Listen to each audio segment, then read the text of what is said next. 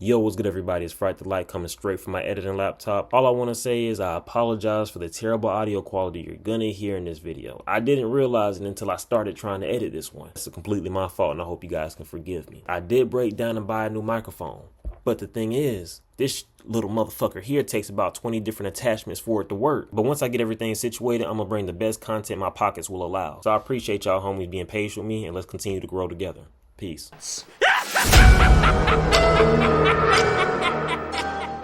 Yo, what's good everybody? It's Fright Delight, and number one, yes, I'm part of the Akatsuki. If I had a headband, I'll wear that too. And number two, thank each one of you for commenting on my videos, showing support, or even recommending me a movie to watch. And if I could give you all hugs, I would. But I can't, so I hope talking about the first movie ever voted for by y'all homies, Braindead, aka Deadalive, made in 1992 will do. This is when movies like Army of Darkness and Candyman were made. 92 had some bangers now that I'm thinking about it. You got I can't even say it. Reservoir Dogs. You got Sister Act, and you got Aladdin, all in the same year, which I can't even imagine being in the theater for some of these films. Now, Deadalive's about Lionel, a middle-aged dude that's been sheltered by his mom, given a chance to make his own decisions, and makes every wrong choice you could possibly make until he has to face the consequences of his actions in epic fashion. From what I understand, the general reception of the film is that there's a strong love for the gore and the extreme campiness that this movie brings. Also, from what I see, is a lot of people found the humor to be extremely funny, and the nonsense surrounding the main character's decision-making to be somewhat charming. On the other hand, the people that don't like this movie understand that this is a classic in its own right, but the campy nature is too much, making the movie fall short for them. Now, if you haven't been here before, what I'm going to do is recap the movie,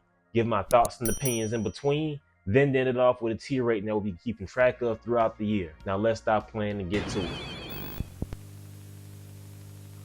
The movie starts off with a zoo officer and his assistant at Skull Island carrying a rat monkey while getting chased by the inhabitants. They get cornered until the officer shows them a permit and then shows them his boomstick. The inhabitants slide out of there while the zoo officer makes his way to the getaway car set up for him by his accomplices. They zoom out of there, leaving the assistant behind. After a close call, the assistant catches up to the car, making a clean getaway. Well, the getaway isn't so clean as the zoo officer gets bitten and thrown out of the car by the homies. They hop off him to take care of the problem by chopping his hand off. But as they do that, they find another bite on the opposite arm and chop that one off too. The zoo officer can't catch a break as he's scratched on the forehead too, causing his head to get beat into a title card. Sometime later, that same crate gets sent all the way to the Wellington Zoo. As that's going on, we meet our first character, Paquita. She's a helpless romantic that falls in love with legit anyone she lays eyes on, from what I'm shown at least. She has a psychic reading by her grandma telling her that she'll recognize her love by the symbol of the star. Almost seconds later, our main protagonist Lionel walks in to drop his order off. After a clumsy incident, a star-shaped symbol is formed on the table. Paquita instantly falls in love with Lionel. She wears him out into almost backing into a train before we follow him back home to his crib. As soon as he gets back, his mom gives him a long list of chores to do. As Lionel is mowing the lawn, Paquita walks up to drop off the package Lionel ordered earlier and talks him into taking her to the zoo, not knowing the cock block queen is watching, kills the move by breaking the vase in the crib. Lionel goes inside to clean up the mess, but gets scolded by his mom in the process. It never would have happened if you'd taken more care with the dusting. Now, I don't know what dusting has to do with a vase falling, but alright, I guess. After she's done nagging, she reminisces briefly about Lionel's deceased father before we cut to what I'm assuming is hours later within the same day. Lionel has a date with Paquita, having a good time at the zoo. Well, he does have a flashback of something in his childhood that causes him to have a panic attack. He tells Paquita about his father dying due to getting swept out to sea by a freak wave after trying to save him from drowning at the beach. She consoles him before they both slide to the monkey exhibit. As they share a kiss, a fully eaten apple is thrown at them by that monkey bastard, but it gets stuck and dies to one punch by that rat monkey. Lionel and Paquita watch in shock as the rat monkey gives up the apple and starts eating the monkey he punched in gruesome fashion. A zookeeper rushes up to pick up the remains and spills some blood on Paquita's shoe while also talking to him about rats raping monkeys or some shit. She starts to feel sick and leaves while Lionel follows her, unknowing to the both of them that Lionel's mom is following the two because she can't live without cock blocking her son if it's the last thing she does. Actually, this might be the last thing she does while she's alive, because she gets bitten by that rat monkey but gets instant revenge by using the heel of her shoe to stab his head. And it looks like she takes her time too, drawing a crowd in the process. She stiff arms Paquita like Marshawn Lynch in the playoffs before telling Lionel to take her home. As soon as they get home, Lionel's mom Actually, you know what? Instead of calling her Lionel's mom the whole video, I'll call her Saggy Naggy. She nags to her son about going behind her back to talk to that fine, sexy build of a woman, Paquita. Well, she didn't say all that, but you get the point. Lionel says it won't happen again, but later that night, after he puts her to bed, Paquita pulls up acting kinda stalkerish. She asks him for another date, but he reluctantly pushes her away, saying he can't see her anymore. His dick ain't trying to do that though, and they end up making love while Saggy Nagy is in the other room succumbing to her rat monkey bite. The next day, Lionel is feeling like a new man, while Saggy Nagy is feeling the complete opposite. Lionel cleans her wound before the doorbell rings. It ends up being the president of this big association called The WLWL. She gets ready in a painful way, getting super glue to put on her loose skin before coming out to dinner. It looks like she's barely hanging on as she tries to make conversation. Saggy Nagy stops in the middle of her sentence to grab food off the lady's plate, making her uncomfortable. And what makes the WLWL lady even more uncomfortable is that Lionel starts to put his shit on her plate too. I guess she has a high tolerance for that weird behavior because her and her clueless husband stays behind for another dish. And I don't even know what you call this. This almost looks like that cafeteria food from Ned's Declassified. Anyways, while the husband is eating, Saggy Nagy scratches her wound, which causes it to pop into his bowl. Now, this is why you look at your food before you eat it, because without a second thought, the husband loads up another spoonful of slop mixed with pus. Yuck. His wife ain't shit either because she didn't say a word. She just sat there and watched him eat it. Lionel lets the husband out along with the wife before coming back to the kitchen to see his mom eating some raw meat. He makes a promise to her that he won't let anything happen to her.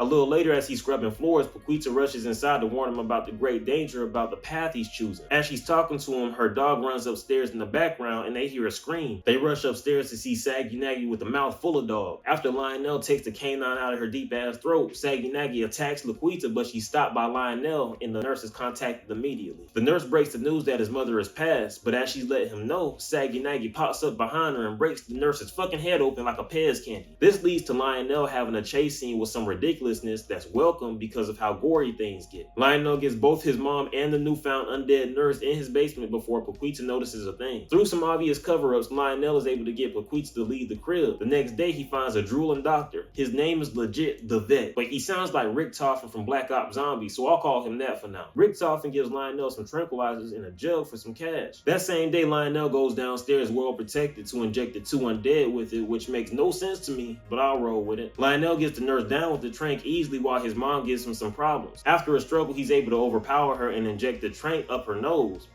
Just looking at that reminds me of when we all had to stick that damn swab up our nose in 2020. Anyways, later that night, Lionel has a nightmare of somebody drowning before waking up and taking a walk to the convenience store. He meets with Paquita to ask about the dark forces following him. Not long after, she takes him to her grandmother, who does a reading that doesn't really tell him anything he didn't already know, other than he's marked and needs to carry a chain around that looks like that Monster Reborn card from Yu-Gi-Oh! Seconds later, Saggy Nagy somehow made it out of the basement, then almost makes her way to the convenience store but gets hit by a train just before she gets there, crashing into the window landing right in front of Lionel. He pulls some tranquilizer out of his coat to use on his mom before she has a chance to get back up.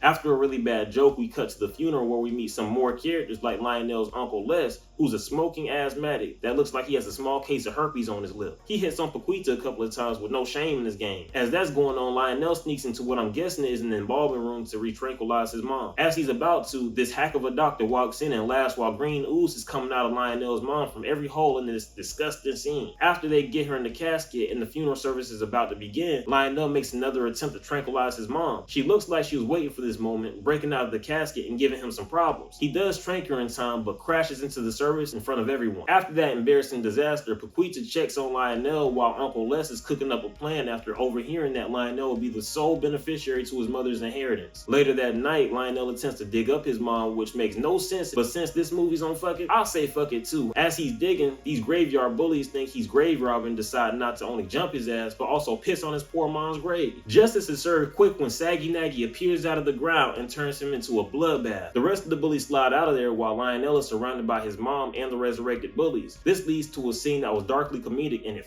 fucking worked for me. You got Father McGruger rushing to the graveyard after seeing the distraught bullies. He gets there just in time to save Lionel. Apparently he's been training with Mr. Miyagi and the Karate Kid because he starts putting the moves on the undead in a scene that's played out for a couple of minutes straight until he combos the bully zombie and kicks his head off in the air. Well, that same zombie head lands on the back of his neck and bites him. In anger, he attempts to kill the next zombie with a flying kick but gets redirected into a statue and dies. Like, the next day in another wacky scene, Lionel is trying to fucking feed feed these zombies tranquilizer. At this point, even if the gore is awesome, his decision making is getting annoying, at least to me. Even though it is irritating a bit, what happens because of his lack of common sense is some of the most weirdly funny scenes you can get with zombies. As he's trying to feed them, the bully zombie shoves a spoon through the back of his own head accidentally and starts wailing his hands like a baby would. As that's happening, the nurse and Kung Fu father start to try to make love, and to make matters worse, his uncle shows up and invites himself in. This nasty mofo used the bathroom and didn't wash his hands and starts touching shit. As he's talking about the will, he hears some strange noises coming from the kitchen. Before he opens up the door, Lionel gets in the way and stops him just in time. Uncle Les legit thinks it's a donkey porno.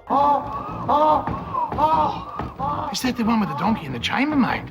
No, please. More gory but goofy things happen, but you'll just have to watch the movie to see. The next day, Lionel is walking past a convenience store. Paquita confronts him about ghosting her. He brushes her off and doesn't turn back until he hears her start to cry. He walks back and aggressively tries to get her to talk to him, which makes no sense again, but he has no luck, and not only that, he gets knocked out by this guy dressed like a doctor while his woman gets taken too. Things get worse when he finds a zombie baby that's been created from the two undead lovebirds. What doesn't make sense to me is that the first thing he thinks to do is take the zombie out on a stroll in public. Things start to go wrong because why wouldn't they? He starts to put the paws on the baby in public, and the one homeless guy starts to cheer him on. Lionel puts the baby in the bag and slides out of the playground. But on his way back, he catches the long look at Paquita reluctantly booed up with the guy that stole off on him. Damn. When he gets home, he finds that his collection of corpses was found by his Uncle Les, who looks like his case of herpes is flaring up even more. Uncle Les blackmails Lionel into giving them the estate and the house as he dips to somewhere else in the crib. Lionel goes downstairs to re-tranquilize the undead. Everything goes to shit when he ends up dropping and breaking the trank bottle, then trying to leave for some more, but is instantly stopped by a group of people ready to party invited by his good old Uncle Les. This leads to the most entertaining part of the movie for me. You got everybody dancing, partying, having a good time. While that's going on, Paquita is walking with her new man but sees partying happen. Unfortunately, the first person she runs into is Uncle Les, who tries to dance with her in a very rapey way, but she's able to give a knee to them nuts and slide off. She ends up going to the basement and witnessing the death that surrounds Lionel. As she rushes out, she gets jump scared by that bully zombie falling back down, almost meeting her end, but Lionel saves her just in time. They have a conversation on what to do since they can't die, kind of like the zombies from Return of the Living Dead. They end up injecting all the zombies with poison before burying the bodies, going back upstairs and getting harassed by Uncle Les. So, what's this? Two lovebirds flying the coop. The two try to walk past them, but Uncle Les isn't having it and throws Paquita into the wall. Lionel hits him with a right hook before getting overpowered and put in the basement by his uncle. This man Les is actually worse than the zombies in this movie. He even starts to groan like a monster when he's trying to violate Paquita. Yeah! While she's trying to get away from one monster, Lionel is in the basement trying to get away from a few. He found out that the poison he injected the undead with is actually animal stimulant. The zombies come back buffed up as Lionel is let out of the basement. He runs away as all hell breaks loose and the zombies are unleashed. The first dude gets his damn ribs ripped out of his body. I'm not even sure if I can show you that, but I'll show y'all homies this guy getting his face taken off like a mask. You might see me blur certain scenes and let certain scenes slide, but I'm gonna ask y'all to roll with it like this movie's asked me to roll with a lot of its choices. Most of the party goers get mutilated one by one before we see the remaining survivors. Lionel, Paquita, and Uncle Les try to make it through the night. They get separated as the rest of the extras run around getting mauled. The gore in this movie's fucking amazing. You got the person that gets his bottom half eaten like Bugs Bunny. Then a woman has a hand come through her mouth from the back by the bully zombie. As the night continues, we see Lionel Scooby-Doo run on some blood and Paquita friendly firing on some poor soul trying to help, trying to hide with her too. Please don't kill me. This situation doesn't look like it bothers Uncle Les as he takes the teeth out of the Kung Fu father's mouth. The next time we see him is when he gets saved by Paquita and the friendly fire girl that's somehow still alive. We cut to Lionel escaping the attic and looking through some of his mother's old things. He's looking through some old photos and sees a skeleton in the chest. As Lionel peeps the skeleton, a worm-like creature comes at him the same way that lipstick worm came for Shirley and Night of the Demons too. As he falls through the floor, we see Uncle Les having a great time filleting some of the undead and Paquita escaping to the kitchen. She actually runs right into Lionel from the attic as she bites through the intestines like it's chitlins. She tries to help, but there's too many of the undead as she's forced to go upstairs and fend for herself. Lionel swings himself to her in the neck of time, still hanging from either the rope or the cable. Either way, he saves Paquita, but crashes out the window. It won't take too long for us to catch up with him as we cut to Uncle Les finally getting his comeuppance, dying in a gruesome way to the buffed up Super Mom. Paquita almost meets her maker too, but is saved by Lionel in the most quotable line in the movie, at least to me. Party's over.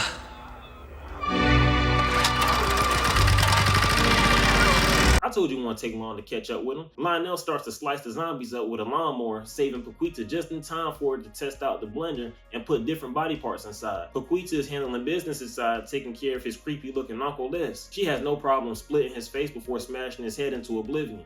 While she's finishing up some unfinished business, Lionel finishes up most of the undead out in the vestibule, and right before he finishes out the intestines that was after him, he gets his protective necklace back and his woman. The only issue now is that they have to take care of his undead mom, who's now some giant Resident Evil creature. They rush upstairs and see how relentless she is as they rush upstairs, and she stops at nothing to get them. As they get to the roof and get cornered, Lionel has a revelation that his mom was lying the entire time about his father's death, and the flashbacks that Lionel has been having at certain points in the movie was actually him remembering his father and his mistress being drowned by his own mother right in front of him, which I kind of can't blame her for, but if she was as half as naggy as she is now, I can kind of understand. I'm not condoning this behavior, I'm just saying I can see his side too. Lionel confronts her and she actually starts speaking back like a Deadite from Evil Dead, and then swallows him whole, as all hope seems lost, and Paquita is barely hanging on. Lionel rips out the undead mom's stomach like Agent K blasted out of that roach in Men in Black, but in much gory fashion. He saves Paquita as they slide down the electric line and the firemen show up late like they usually do. The two kiss passionately as they walk down the street to wherever the hell, and the movie ends. Alright homies, that was the end of the fun but frustrating cult classic Deadalive. Some of the positives for me were: 1, the amount of blood and gore jam-packed into this movie. It really went out of its way to push the boundaries of practical effects, which I really love. If The Thing has the best practical effects of all time, then this for sure is a close second. The final act where all hell breaks loose and the film starts to be unforgiving, it's the most entertaining gore fest that honestly you can't get anywhere else. And the closest movie to this would be the Evil Dead 2013 remake. Another thing that I really enjoyed was the dark comedy in the film. The sequence with Kung Fu Father having the most pointless fight scene and zombie Saggy Naggy following Lionel to the convenience store only to get hit by a train really tickled my dark humor and even had my girl laughing in confusion. Like, I'm not sure if I'm supposed to be laughing, but this is fucking funny. Even though some of the comedy and campiness worked for me, not all of it did, which leads me into my negatives. Most of the scenes that involved the baby zombie didn't work for me. I'm sure some of the slapstick humor would have worked for a lot of people, but for me, I've never really been a fan of zombie babies. I just feel like it's too goofy for my taste. And the only part that I found entertaining is when it laughed at dude for falling off his bike. Another thing that I wasn't really gravitating towards was the main characters and their decision making. Starting with Lionel, the choices he made throughout the film went from kinda funny to overstaying his welcome very quick. Certain memorable parts in the movie, like the table scene where he's legit feeding the zombies breakfast, is entertainingly frustrating. And now that I'm thinking about it, that might be the point of the movie, but nevertheless, it didn't work for me though. None of the characters really entertained me except for third act Lionel, and I can't even count that because his entire character leading up to that point was irritating to say the least. Even Paquita was somewhat irritating for me too with all that flip-floppy behavior. When we first see her, she falls in love twice in less than 5 minutes. Then she goes from Lionel to the milkman, then back to Lionel towards the back half of the movie. So I couldn't even get behind her as a final girl. Honestly, I feel like even after all this, if her grandma pulled out her tarot cards and said a 6-foot black hunk with the name Fright Delight was her true love, she'd leave without a second thought. Well, I think anybody would leave their partner, honestly.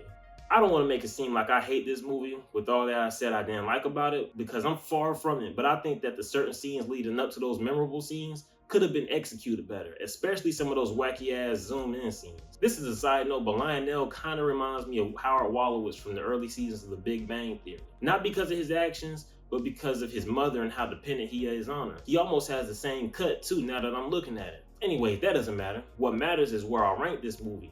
And with the way I'm feeling right now, with what I said earlier from the characters and their decision making to the gallons and gallons of blood and guts and brain matter thrown on screen, I wouldn't just say this is a good time with alcohol. This is a damn great time with alcohol. Now, where would I rank on the night of survival with the two final survivors, Lionel and Paquita? I'm not gonna lie to y'all homies. I think I'd be a conqueror of the night because I wouldn't even show up to the party in the first place. But if I had to be there, then I feel like I'd be in the almost but still dead category. I'd most likely make it all the way to the point we get to the roof, but I'd die in the middle of trying to get away from Saggy Naggy's final form. So those are my thoughts on Braindead, a horror comedy that came through on the horror and gore, but kind of fell flat on the comedy. I recommend this movie to anybody that loves splatter sequences and a ridiculous amount of blood and guts in your movie. Also, if you're more forgiving of characters not being entertaining or making sense with their decisions, then this is the movie I'd probably say you gravitate towards. If you're a person that cannot stand campy behavior, wacky decisions made by characters, can't stomach gore, or just genuinely need either a plot or characters to be entertaining, then this might not be the movie you want to turn on for an hour and a half.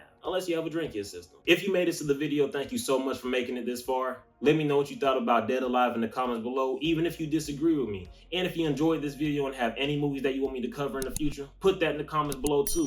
Please like and subscribe to see more reviews like this one. I appreciate y'all coming to a Fright Delight, and I'll catch y'all later. Peace.